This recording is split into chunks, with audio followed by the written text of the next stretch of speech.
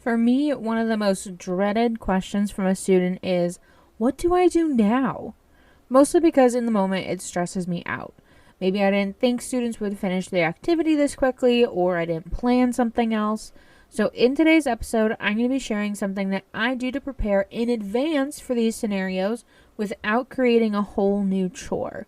Let's get started. Welcome to Solving for the Undefined podcast. I'm your host, Johanna, founder of Miss Kuiper's Classroom, the place that equips teachers in creating a healthy math classroom where students can thrive, no matter their academic abilities. But it's not always about the numbers, and that's why I'm here, bringing you the formulas to solve your problems, math and otherwise, plus strategies on cultivating that necessary math mindset. And that's what you can count on. Hello, welcome to a brand new episode. Today we are going to be talking about when done tasks. Sometimes you might hear them referred to as a fast finisher task.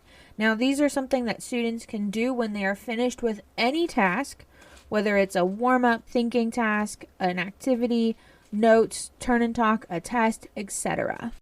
It's important to have something prepared for students to do next ahead of time, otherwise chaos will ensue. And I know for me, a lot of the times, the fast finisher task has defaulted to, oh, you can have free time or you can play on your Chromebook.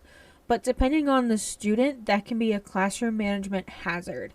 Either they start disrupting other people, or other students get invested in what that student is doing on a Chromebook, then it just becomes something I have to manage. Now, when thinking of preparing when done tasks, there's kind of a scale, and I like to scale the task to whatever we're doing. So the shorter the task we're doing, the shorter the fast finisher activity is. So for example, if I were to do a turn and talk, even though that's a very short amount of time, I want to have something for students to do when they're done talking about that question. So I might have a second question, like a fun one, not necessarily an academic one, ready to go for students to talk about. So maybe it would be like, if you had to choose between teleportation or telekinesis, which would you want? And that might even prompt them to talk about what is teleportation and what is telekinesis, because those aren't words that every student may know.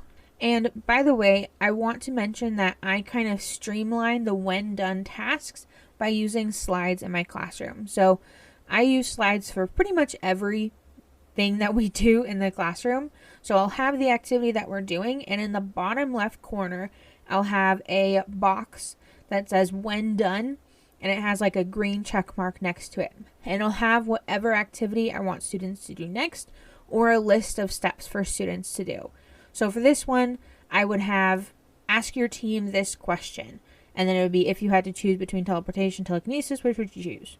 So for all of the examples that I'm going to give next, keep in mind that I am listing this out on the screen.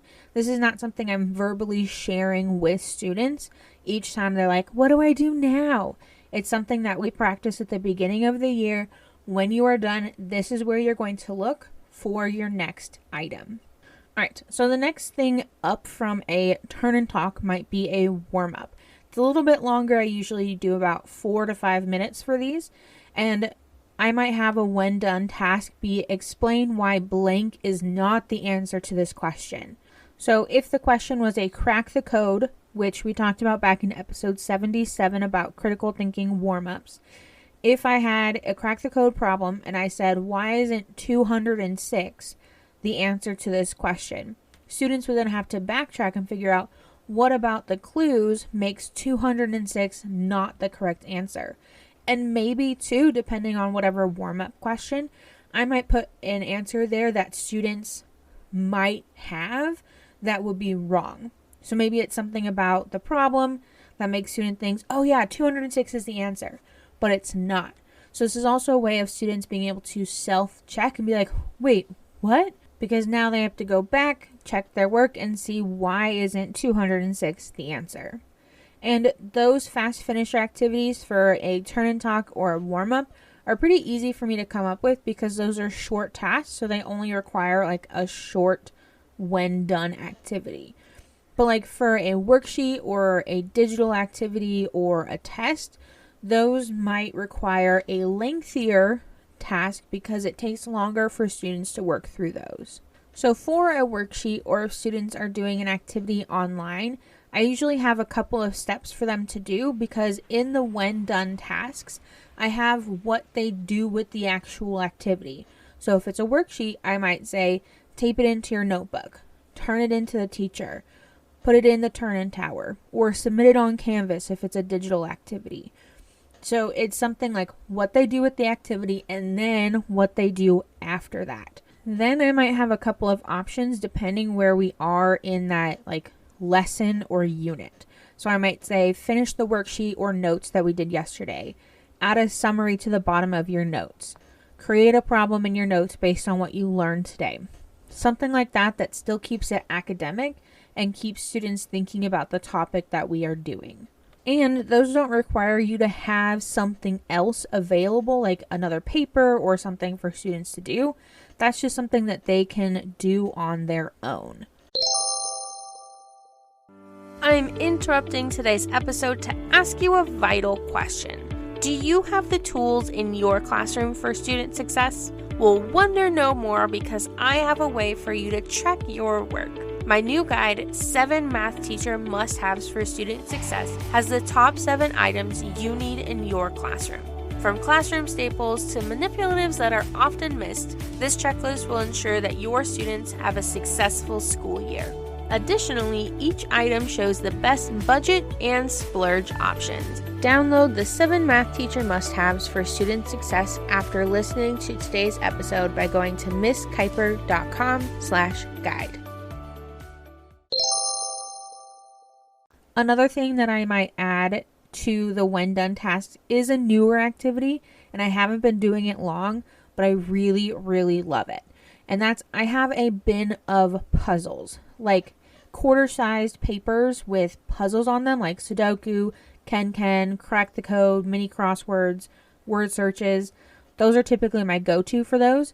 And I just keep like a bin of them on the counter. So the way I do it is on a Google slide, I will break it down into the 4 corners, and I'll put the same thing in all 4 papers, or all 4 corners.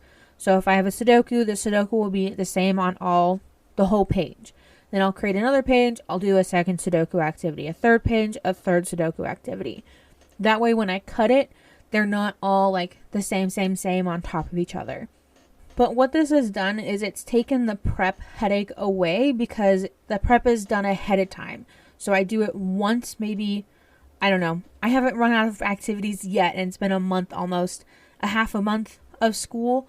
So I'm thinking about every month or so, I'll have to refill it with new activities or new word searches. But what's great about it is they still require critical thinking skills for students, like especially the Sudoku, the Ken, like the Crack the Code activities.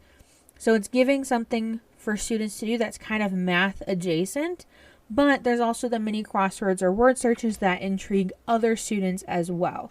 So it's a great idea if that's one other thing that you want for like a fast finisher activity.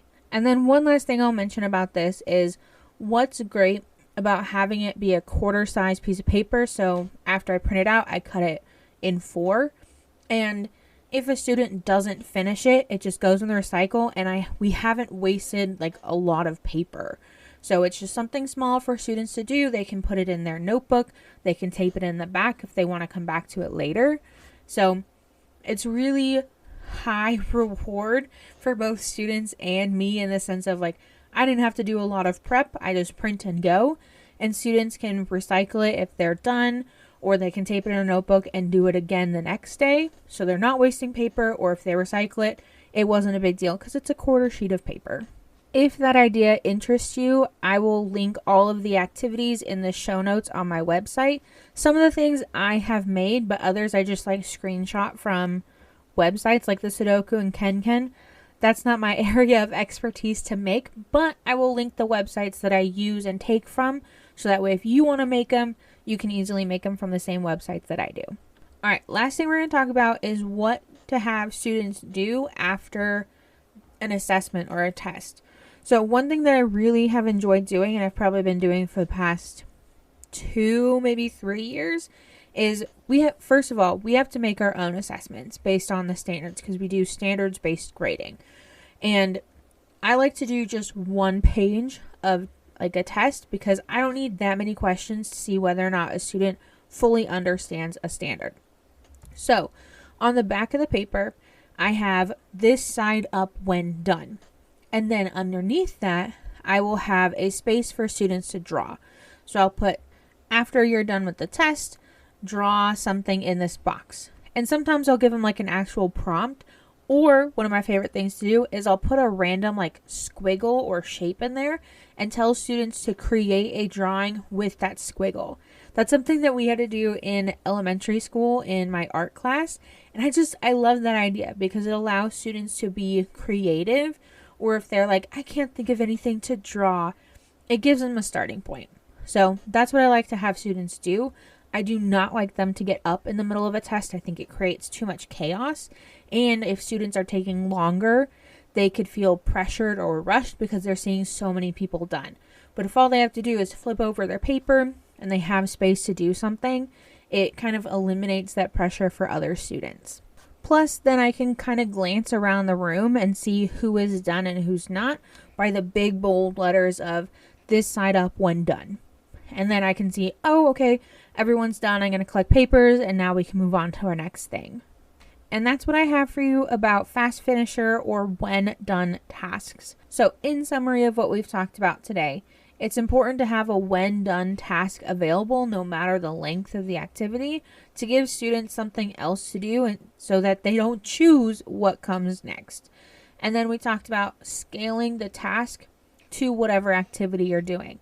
So for a warm-up or a turn and talk, it might be something short, whereas for a worksheet digital activity, it might be something longer. And then also making sure that we have a when done task for an assessment so students know what to do with the test and what they are allowed to do after the test.